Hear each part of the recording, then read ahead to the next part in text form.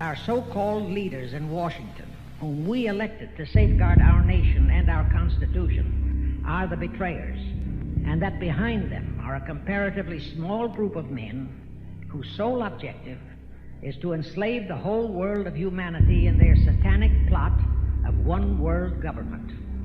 This satanic plot was launched back in the 1760s when it first came into existence under the name of the Illuminati.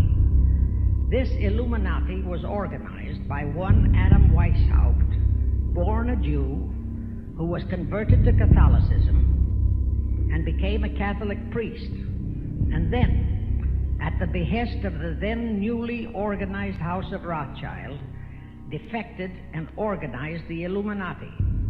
Naturally, the Rothschilds financed that operation. And every war since then, beginning with the French Revolution, has been promoted by the Illuminati, operating under various names and guises. I say under various names and guises because after the Illuminati was exposed and became too notorious, Weishaupt and his co-conspirators began to operate under various other names. In the United States, immediately after World War I, they set up what they called the Council on Foreign Relations, commonly referred to as the CFR. And this CFR is actually the Illuminati in the United States. And its hierarchy, the masterminds in control of the CFR, to a very great extent, are the descendants of the original Illuminati conspirators. But to conceal that fact, most of them changed their original family names to American-sounding names. For example, the true name of the Dillons, Clarence and Douglas Dillon, once Secretary of the U.S. Treasury Department, is Lepowski. This is Frankfurt, Germany.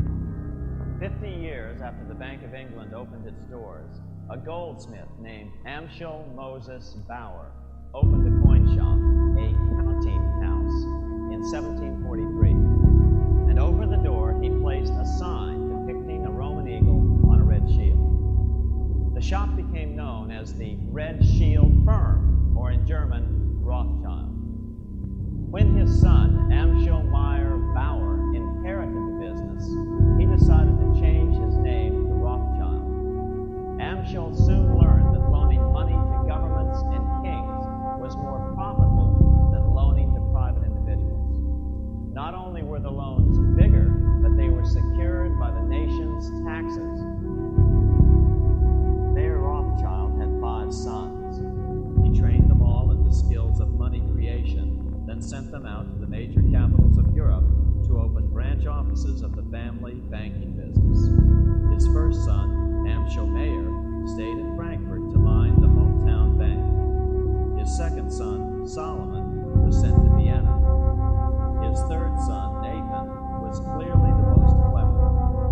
He was sent to London at age 21 in 1798, 100 years after the founding of the Bank of England. His fourth son, Karl, went to Naples, and his fifth son, Jacob, went to Paris. In 1785, Mayer Amschel moved his entire family to this larger house, a 5-story dwelling he shared with the Schiff family. This house was known as the Green Shield. The Rothschilds and the Schiffs would play a central role in the rest of European financial history and in that of the United States. The Rothschilds broke into dealings with European royalty here at Williams Hall, the palace of the wealthiest man in Germany, in fact, the wealthiest monarch in all Europe, Prince William of Hesse-Kassel. At first, the Rothschilds were only helping William speculate in precious coins. But when Napoleon chased Prince William into exile, he sent 550,000 pounds, a gigantic sum at that time, to Nathan Rothschild in London with instructions for him to buy consols, British government bonds, also called government stock. But Rothschild used the money for his own purposes. With Napoleon on the loose, the opportunities of wartime investments were nearly limitless. William returned here sometime prior to the Battle of Waterloo in 1815. He summoned Rothschild and demanded his money back. The Rothschilds returned William's money with the interest the British consuls would have paid him had the investment actually been made. But the Rothschilds kept all the past profits they had made using William's money. Nathan Rothschild later bragged that in the 17 years he'd been in England, he'd increased his original £20,000 stake given to him by his father by 2,500 times. By cooperating within the family, the Rothschilds soon grew unbelievably wealthy. By the mid-1800s, they dominated all European banking and were certainly the wealthiest family in the world. They financed Cecil Rhodes, making it possible for him to establish a monopoly over the diamond and gold fields of South Africa. In America, they financed the Harrimans and railroads, the Vanderbilts and railroads and the press, and Carnegie and the steel industry, among many others. In fact, during World War I, J.P. Morgan was thought to be the richest man in America. But after his death, it was discovered that he was actually only a lieutenant of the Rothschilds. Once Morgan's will was made public, it was discovered that he owned only 19% of J.P. Morgan companies. By 1850, James Rothschild, the heir of the French branch of the family, was said to be worth 600 million French francs, 150 million more than all the other bankers in France put together. He built this mansion called Ferrier, just east of Paris. Wilhelm I, on seeing it, exclaimed, "Kings couldn't afford this. It could only belong to a Rothschild." Another 19th century French commentator put it this way: "There is but one power in Europe, and that is Rothschild." There is no evidence that their predominant standing in European or world finance has changed. There is a similar establishment of the Illuminati in England, operating under the name of the British Institute of International Affairs.